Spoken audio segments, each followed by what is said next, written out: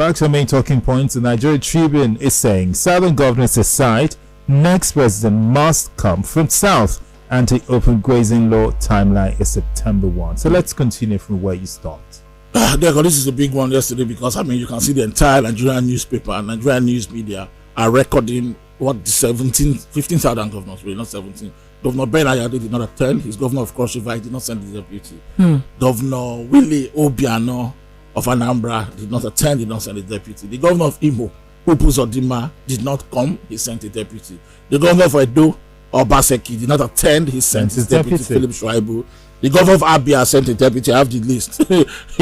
So I have tried to measure up. I want to see the governors that are interested. Clearly, Governor Ayade is not interested in this. It's not his business. Governor Umahi also did not attend. He sent a deputy. So I don't think it's 17 governors of the South. It's 15 governors of the South.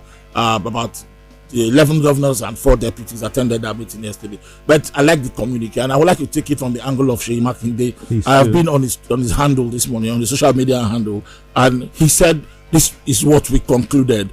1, re-emphasize the need for state police. 2, security agencies, federal security agencies must inform us before they carry out operation in our state.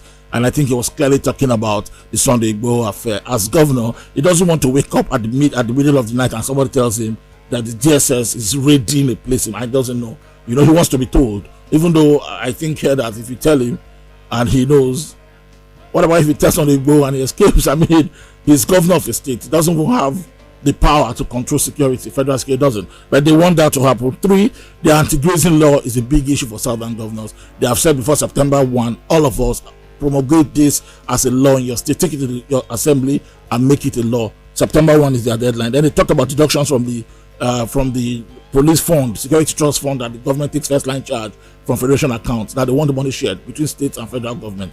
And then for fairness and equity, next president should come from Southern Nigeria. They had a consensus on this one, that the presidency should rotate. Spent 8 years in the north, let it come to the south. This one have big reactions.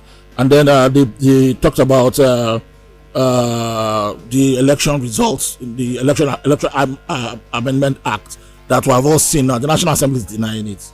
They're saying that nobody has seen the final copy, but people have seen the final copy. And in the final copy, they said that it is not compulsory that election results are transmitted electronically. That will just dash the hope of our electoral fortress in this country, because it's been the single most important problem in our elections. That because election results are not transmitted electronically, there's room for rigging and manipulating election results. The Southern governors say they want in that amendment that provision remains because it is there. Somebody removed it, And then finally, they talked about the PIB. They rejected at 3% and said they will offer 5%, and completely rejected the 30% to frontier states. This is what the governors agreed.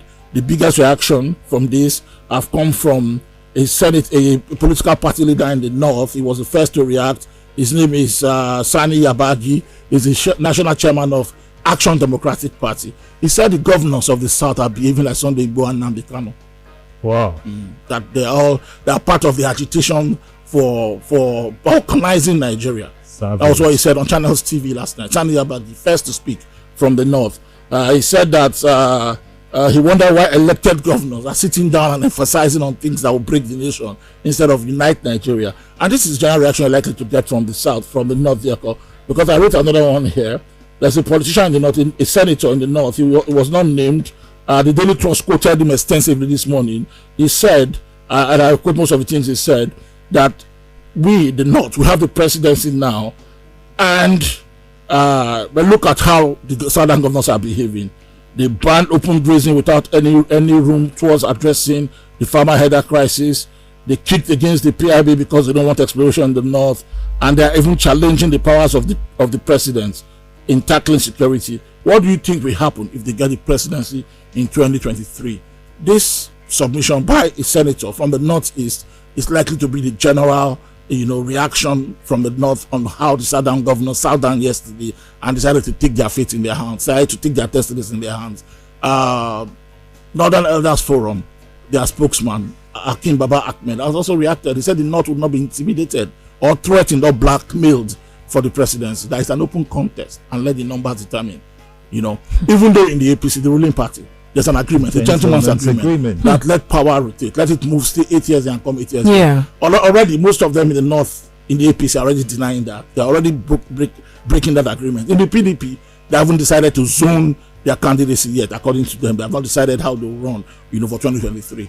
This meeting by the Southern governors yesterday, I think of all the things they said, their decision to say they will support a Southern candidate for 2023 is the one that will probably bring the most out of the discussion that's going on. Because you can see that in the north, they want an open contest. In most of the political parties, they want a situation where the numbers will decide. And that's what most of them are saying, that it is democracy. It is not the matter of rotation. It's not in our constitution. It's not compulsory that we must decide that we want to rotate our presidency.